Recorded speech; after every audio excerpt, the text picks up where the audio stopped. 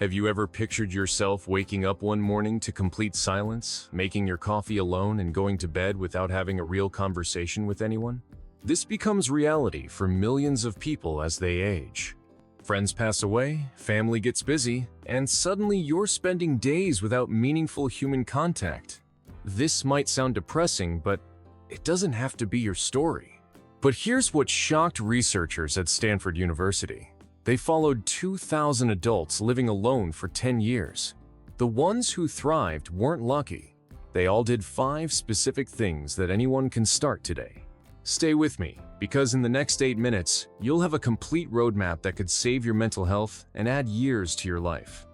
The numbers are alarming and getting worse.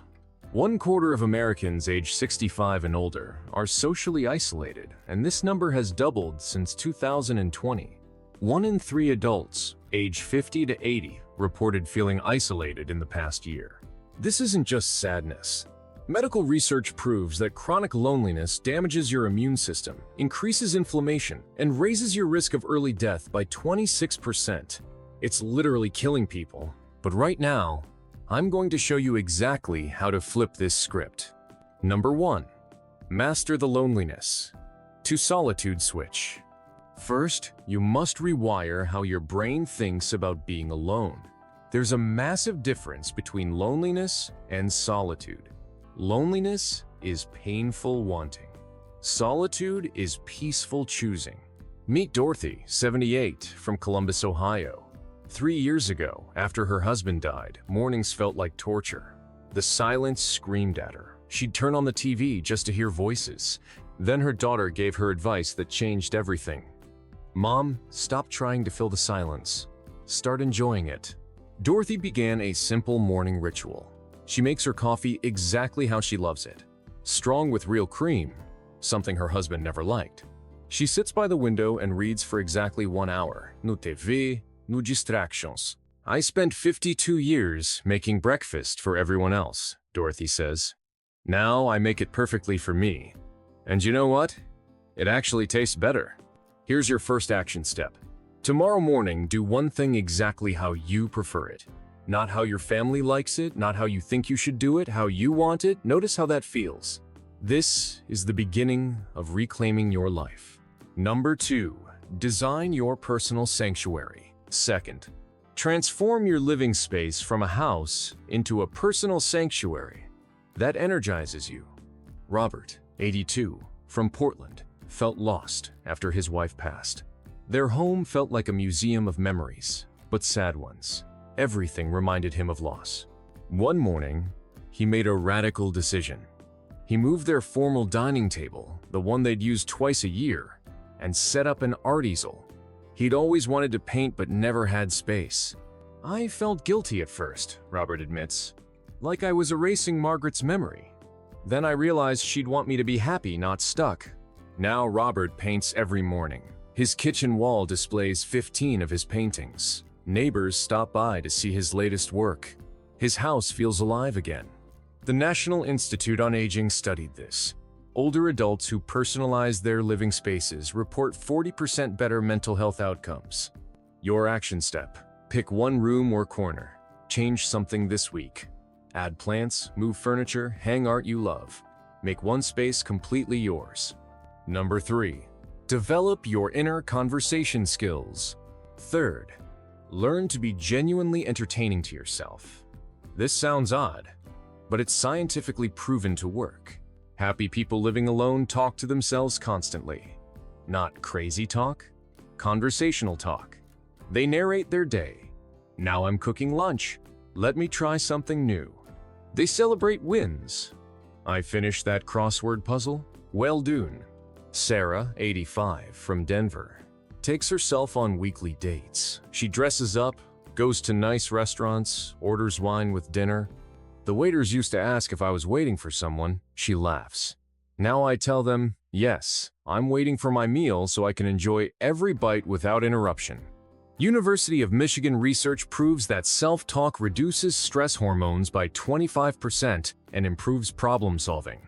Your brain craves conversation. Give it what it needs. Your action step: start narrating one activity each day out loud. cooking, gardening, getting dressed. Notice how it changes your mood. Number 4. Build your connection portfolio. Fourth, create what I call a connection portfolio. Quality relationships over quantity, every time. Research from Harvard's 80-year study of adult development shows that even brief, positive interactions boost well-being as much as longer family visits. Tom, 79, volunteers at his local library twice a week helping children read. When a kid finally sounds out a tough word, their face lights up, he says. That smile powers my entire week. But it's not just volunteering.